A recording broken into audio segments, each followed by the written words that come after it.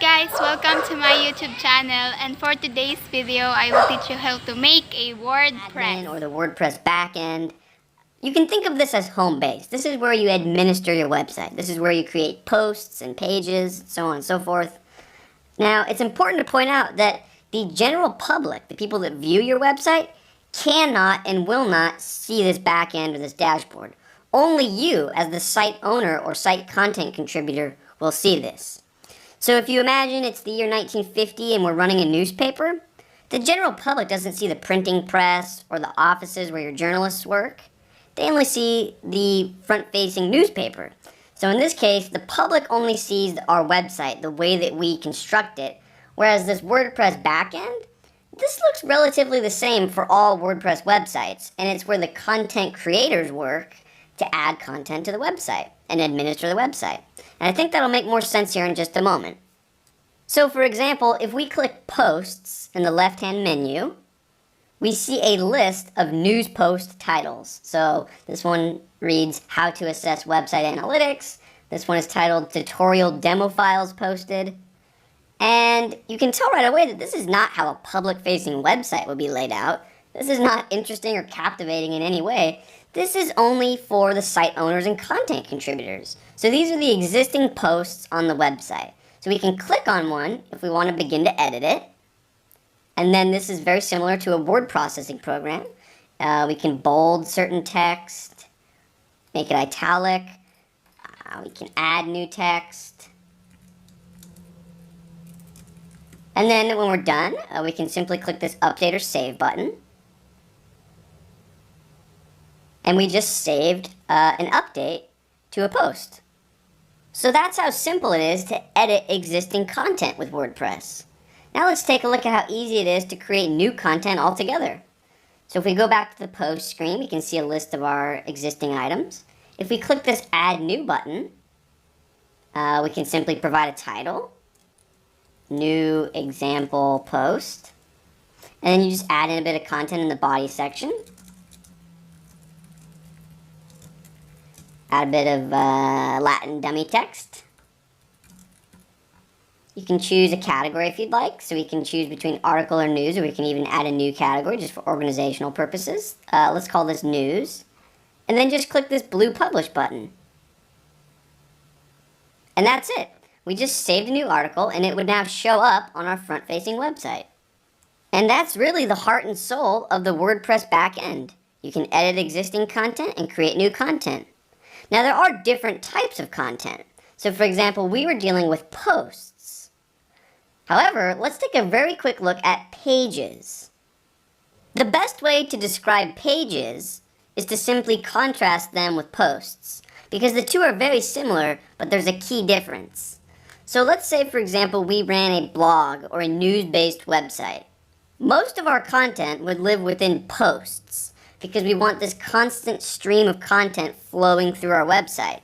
However, we still might have a few static pillars in our website, like an About Us page, or our history page, or a Contact Us page. Now, when I just used the word static to describe pages, that doesn't mean that they're locked in place or that you can't edit them. So, for example, if we click on About Us, we can edit this page. We can make this text bold. We can add new paragraphs, and then click the update button. So the content isn't fixed in the sense that it can't be changed. It's a bit more subtle than that. What we really mean is that posts are usually displayed in reverse chronological order, so the newest posts are at the top if you think of a news website. But pages aren't really part of a stream or river of content. They're sort of independent, timeless in a way. And that's what we mean when we say fixed or static. But aside from that, you can see that pages and posts are nearly identical. You provide a title and then a bit of content. You can update and save them.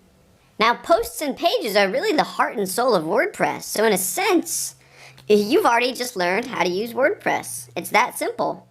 But you might be thinking, okay, so there's posts and pages. Is that it? Is that all WordPress is? And if it is, why is WordPress so insanely popular? Why do people make such a big fuss over it? So to address those questions or that series of concerns, I will say this. Yes, the core of WordPress really is that simple, but the core is also very powerful and very easy to extend and customize. So for example, out of the box, WordPress only comes with posts and pages, so you can have a news section and then a few static pages. But what if you wanted a completely separate part of your website to have recipes, so dinners, desserts, meal ideas? Well, you can see in the sidebar that I've created a custom post type named recipes. And that if I click that, we've got all this entirely different content here.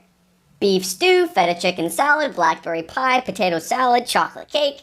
And you can see that we can even use different categories or different taxonomy systems. We can categorize the meals as chicken or dessert, dinner. And these categories are entirely separate from the categories that we use for the news or blog section of our website. And if we click on one, so if I click on potato salad, you can see that it looks just like a post or a page, so you can add content. Oh, here's where the ingredients go, here's where the instructions go. But it would be very easy to adjust some of the settings in WordPress so that when you're editing a recipe, there's also another field down here that says recipe rating, and you can choose between 1 to 5 stars. And then there could be another field called recommendation, and we would say whether we actually recommend this recipe or not. So the point is that you could have any number of fields in addition to just this main body text field. And you can have those fields only display for certain content types. Which means WordPress isn't limited to just posts and pages. Yes, that's what it starts with out of the box, but WordPress is only limited by your imagination. We could create other custom content types in addition to recipes. We could create restaurant reviews, photo galleries, slideshows, chef's corner with interviews, whatever your imagination can think of. You can really extend and customize WordPress to help you keep it organized, dynamic, and easily accessible to the public.